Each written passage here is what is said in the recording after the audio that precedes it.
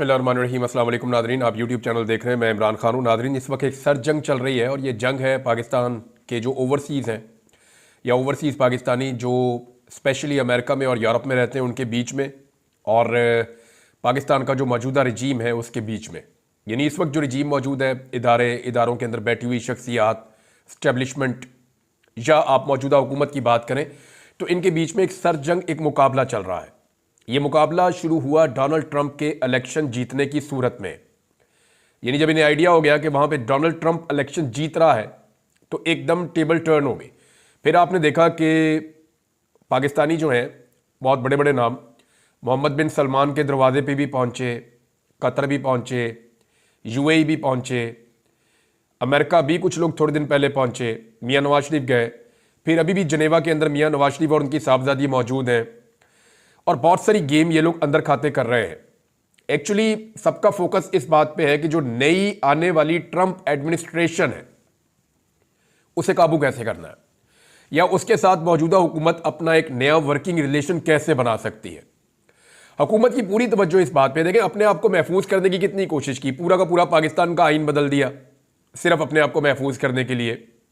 Army chief को फिर 2 साल की एक्सटेंशन दे दी सिर्फ अपने आप को महफूज करने के लिए। चीफ जस्टिस अपनी मर्जी का लगा दिया सिर्फ अपने आप को महफूज करने के लिए। एक बेतुकी किस्म की आईनी अदालत बना दी सिर्फ अपने आप को अपने इक्तदार को तूल देने के लिए, अपने आप को महफूज करने के लिए। तो अपने तहफ़्फ़ुज़ के लिए ये किसी भी लेवल तक गए हैं, लेकिन इनके सारे खेल में कहीं पे भी डोनाल्ड ट्रंप नहीं था, क्योंकि पाकिस्तान के जितने भी इस वक्त रजीम के अंदर मौजूद लोग हैं उन्हें पूरा यकीन था कि अमेरिकन एस्टेब्लिशमेंट को शिकस्त नहीं दी जा सकती, क्योंकि इन्होंने हमेशा अमेरिकन एस्टेब्लिशमेंट के आगे लेटना पसंद किया है। ख्वाजा आसिफ का स्टेटमेंट आपके सामने है। हम लोग बैठे हुए थे एक दिन जनरल बाजवा के साथ, और भी सहाफ़ी थे, तो मैंने ये सवाल कर दिया जनरल बाजवा से, तो जनरल बाजवा माइंड कर गए थे। मैंने उनसे कहा, जी कि आपके वज़ीर आज़म इमरान खान साहब ने कहा है कि हम अपने अड्डे नहीं देंगे या सहूलत फराम नहीं करेंगे अमेरिका को किसी हमले के लिए, स्पेशली अफगानिस्तान में। तो अगर वो आते हैं और आपकी एयर स्पेस यूज करते हैं तो आप क्या करेंगे? तो जनरल बाजवा भड़क गए उसके ऊपर, कैसे रोके उन्हें, वो इतना ऊंचा उड़ते हैं। वो मुझे बताना शुरू हो गए कितने 1000 फुट की बुलंदी पे जो है अमेरिका जो है वो फ्लाई करता है, तो पाकिस्तानी तो इस काबिल ही नहीं है, हमारे पास तो वो टेक्नोलॉजी। इतने हारे हुए स्टेटमेंट दिए जनरल बाजवा ने, मुझे शर्मिंदगी होना शुरू हो गई। बल्कि मैंने वहां एक जुमला कहा था जिसपे शायद उन्होंने और माइंड किया कि सर हम तो जब से आए आप डरा ही रहे हैं हमें, कभी इंडिया से डरा देते हैं, कभी आप हमें अमेरिका से डरा देते हैं। तो ये अमेरिका से पाकिस्तानी या पाकिस्तानी एस्टेब्लिशमेंट की जान जाती है। ये सबको पता है कि ये उनसे डरते हैं, और इस वक्त जो कुछ पाकिस्तान में कर दिया गया है उसके बाद इनकी वैसे ही आसान खता है, ये वैसे ही परेशान है। तो अब एक तरफ पाकिस्तान की एस्टेब्लिशमेंट और पाकिस्तान की मौजूदा हुकूमत, ये पूरा रजीम मिलकर क्या कर रहा है, फैक्ट्स आपको बताने वाला हूं मैं। और दूसरी तरफ ओवरसीज पाकिस्तानी क्या करने वाले, ये भी मैं आपको बताने वाला हूं। ओवरसीज पाकिस्तानी भी स्लो नहीं हो रहा है। ओवरसीज पाकिस्तानियों को कौन सी चीजें इस वक्त जो उनके फोकस में है वो मैं आपको बता देता हूं। नंबर 1, जो नई अमेरिकी हुकूमत है और जो ट्रंप एडमिनिस्ट्रेशन है, उनको उनके वादों के ऊपर कायम रखना इस वक्त ओवरसीज पाकिस्तानियों का सबसे बड़ा फोकस है। वो पाकिस्तान में होने वाली नाइंसाफियों और इंसानी हुकूक के खिलाफ वर्जियों से मुकम्मल तौर पर आगाही दे रहे हैं, और जो लॉबिंग की जा रही है अमेरिका में मौजूदा रजीम की जानिब से, पाकिस्तान में जो मौजूदा रजीम है उनकी जानिब से अमेरिका में जो लॉबिंग की जा रही है उसको भी वो काउंटर कर रहे हैं। अब ओवरसीज पाकिस्तानियों के पास हथियार क्या है? नंबर 1, जमहूरियत। नंबर 2, आज़ादियाँ इज़हार राय। नंबर 3, जबरी गुमशुदगियाँ जो पाकिस्तान में हो रही हैं। नंबर 4, जो सियासी इंतकाम पाकिस्तान में लिया जा रहा है। Number 5, rule of law Pakistan में बिल्कुल नहीं है। मैंडेट चोरी किया गया है पाकिस्तान में, इसके सबूत मौजूद हैं, आलमी रिपोर्टें मौजूद हैं। अदलिया पे जैसे मुकम्मल कंट्रोल किया गया है जिस तरह से आईनी तरमीम की गई, और जो डीप स्टेट या एस्टेब्लिशमेंट की जो बेजा मुदाखलत है सियासत में, इन सारी चीजों को लेकर, और साथ में जो डोनाल्ड ट्रंप का अपना एक इमरान खान से अपने साथ ताल्लुक है, ये वो चीजें हैं जिन पे ओवरसीज पाकिस्तानी फोकस कर रहे हैं। वो इन चीजों को जो नई एडमिनिस्ट्रेशन आ रही है उनके हर बंदे तक लेकर जा रहे हैं।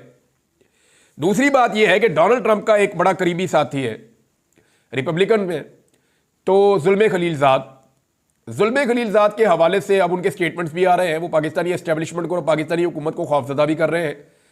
जुल्मे खलीलजाद को ट्रंप के टाइम पर इस रीजन में अहम रिस्पॉन्सिबिलिटी मिली हुई थी। जो बाइडन के टाइम पे आपको फिर पता है बाद में डोनाल्ड लू आ गया था। तो अब जुल्म खलीलजाद को दोबारा से इस रीजन में अगर कोई रिस्पॉन्सिबिलिटी मिल जाती है डोनाल्ड ट्रंप की जानिब से, तो ये पाकिस्तान के लिए, क्योंकि वही एक आदमी पूरे पाकिस्तान को फिर कंट्रोल करता है, यानी एक आदमी जो इस खित्ते के बारे में बातचीत करता है या इसके बारे में रिपोर्टिंग करता है व्हाइट हाउस को, वही आदमी फिर सारे रीजन को कंट्रोल कर रहा होता है। और इनमें से किसी में इतनी जरूरत नहीं है कि उसको ना कर सके। ये इमरान खान था जिसने कहा था एब्सोल्युटली नॉट, और ये सारे मानते हैं कि हमारे अंदर इतना टप्पड़ नहीं है या हमारे अंदर इतनी जरूरत नहीं है कि हम खड़े होकर किसी भी अमेरिकन को या किसी थर्ड क्लास अमेरिकन को भी हम ये कह सकें कि एब्सोल्युटली नॉट। ये इमरान खान ही कर सकता था, ये वो बरमला कहते हैं, खुलकर कहते हैं। अब इस वक्त जो पाकिस्तान का मौजूदा रजीम है वो किन चीज़ों पे फोकस करके काम कर रहा है, मैंने ये इकट्ठा कर लिया, और जो डाटा है ये मैं आपको जो दे रहा हूं ये फैक्ट्स की बुनियाद के ऊपर है कि ये लोग क्या कर रहे हैं। ये जो अमेरिका की नई ट्रंप एडमिनिस्ट्रेशन आ रही है ये उसके साथ एक वर्किंग रिलेशन बनाना चाहते हैं और हर तरह की मदद ढूंढने के लिए तैयार है और उसके लिए कोई भी कुर्बानी देने के लिए भी तैयार है। नई इंतजामिया के साथ कोई डील हासिल करना चाह रहे हैं। फोकस किन चीज़ों पर किया अभी तक इन लोगों ने, अभी जहां तक ये पहुंचे वो मैं आपको बता देता हूं। नंबर एक, इन्होंने कोशिश की ओवरसीज पाकिस्तानियों से मदद हासिल करने की। स्पेशली इन्होंने उन ओवरसीज पाकिस्तानियों से राब्ता किया जिनके कुछ इंटरेस्ट पाकिस्तान में भी है, लेकिन ओवरसीज पाकिस्तानियों की जानिब से जितने राब्ते इन्होंने अब तक किए हैं या इनकी तरफ से जो लॉबिस्ट हायर किए गए उन्होंने जो ओवरसीज पाकिस्तानियों से राब्ते किए हैं वहां पे तो हुई है पाकिस्तान के मौजूदा रजीम को नाकामी। नंबर दो, इन्होंने लॉबिस्ट हायर किए हैं जिसके लिए पाकिस्तानियों का $15 लाख इन्होंने रख दिया है और $6 लाख जो है वो अदा कर दिया गया है, जबकि अभी इसमें $9 लाख मजीद अदा किया जाएगा। जो लॉबिस्ट हायर किए हैं उन्होंने भी अपनी लॉबिंग के लिए, उनको कम्युनिटी की जरूरत थी, तो कम्युनिटी में उनको बंदे ही नहीं मिल रहे जो जाएं और जाकर उनके लिए लॉबिंग करें। नंबर तीन, मोहम्मद बिन सलमान से और दीगर जो अरब हुक्मरान हैं उनसे राब्ते किए गए, क्योंकि अमेरिकन पाकिस्तान को डायरेक्ट कंट्रोल नहीं करते। वो उनके लिए आसान ये रहता है कि वो सऊदी अरब कुछ पैसे वैसे देता रहता है, यूएई थोड़े बहुत पैसे देता रहता है, कतर से हमारे छोटे मोटे रहते हैं मामला, फिर हमारे हुक्मरानों के वहां पे स्टेक्स भी है, कारोबार भी है। तो इसलिए अमेरिका आसानी से जब डील करता है पाकिस्तान के साथ तो छोटी मोटी चीजें उनको कह देता है वो पाकिस्तान से करवा लेते हैं। तो अब पाकिस्तान रिवर्स एक्शन चाह रहा है कि जिनके जरिए से अमेरिका पाकिस्तान को कंट्रोल करता है, पाकिस्तान चाह रहा है कि उनके जरिए से अमेरिका के साथ जो नई आने वाली एडमिनिस्ट्रेशन है उनके साथ ताल्लुकात बनाए। तो मोहम्मद बिन सलमान से राब्ता किया गया है। जेरेड कुशनर तक पहुंचने के लिए भी कोशिश की जा रही है। इसमें नवाज शरीफ और नवाज शरीफ के बच्चे काम कर रहे हैं। और अभी ये जो एक दौरा है इस बारे में मुझे 2-3 चीजें पता चली है, मैं अभी कंफर्म नहीं कर सकता, लेकिन जो खबरें आ रही हैं उनमें एक तो ये है कि कुछ जो स्विट्जरलैंड जाने का मकसद है उसके अंदर मालियाती मसाइल भी हैं। वो कोई इलाज मुआवजे का मामला नहीं है, उसमें मालियाती मामलात भी हैं जो इस खानदान के साथ जुड़े हुए हैं। दूसरा, वहां पे कुछ बड़ी अहम मुलाकातें की जा रही हैं जिनमें जेरेड कुशनर तक पहुंचने की कोशिश की जाएगी। जेरेड कुशनर जो है वो डोनाल्ड ट्रंप के दामाद है और इसराइल के साथ उनके बड़े ज़बरदस्त ताल्लुकात हैं। अब मैं आपको ज़्यादा तफसील में तो नहीं बता सकता, लेकिन आपको यह बता सकता हूं कि बाकायदा इसराइल के कुछ लोग हैं जिनको एंगेज किया गया है मौजूदा रजीम की जानिब से कि जेरेड कुशनर के साथ हमारे मामला आप ठीक करवाएं, हम आपके लिए भी गुंजाइश पैदा कर सकते हैं इन केस के हमारे मौजूदा अमरीकी रजीम के साथ या आने वाली जो अमरीकी इंतजामिया उसके साथ हमारे अच्छे ताल्लुकात हो जाएं। इसको यहां रोक लेते हैं। अब जो आखिरी कोशिश एक और की जा रही है कि नरेंद्र मोदी को भी इस्तेमाल किया जाए। इंडिया की भी पूरी लॉबिंग है अमेरिका में और उसके लिए मियां नवाज शरीफ साहब ने जो है वो एक प्लान किया है कि नरेंद्र मोदी के साथ कोई राब्ते वाब्ते करके कोशिश की जाए कि डोनाल्ड ट्रंप तक किसी तरह एक्सेस हासिल करें।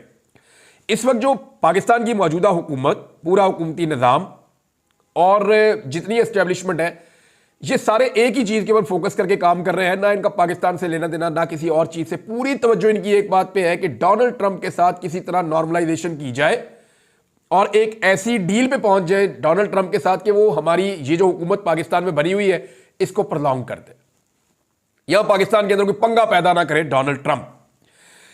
अब मोहम्मद बिन सलमान वाला आइडिया जो है, ये आइडिया तो जबरदस्त है। ये सबसे इफेक्टिव अब तक मुझे यही लगा कि यहां से डायरेक्ट डोनाल्ड ट्रंप तक अप्रोच तो की जा सकती है, लेकिन क्या डोनाल्ड ट्रंप को मोहम्मद बिन सलमान राजी कर सकेंगे पाकिस्तान में अपनी मर्जी का रजीम रखने के लिए या इमरान खान को मजीद अंदर रखने के लिए? तो जवाब है नहीं। उसकी वजह यह है कि डोनाल्ड ट्रंप अपने मामलात में बहुत क्लियर है।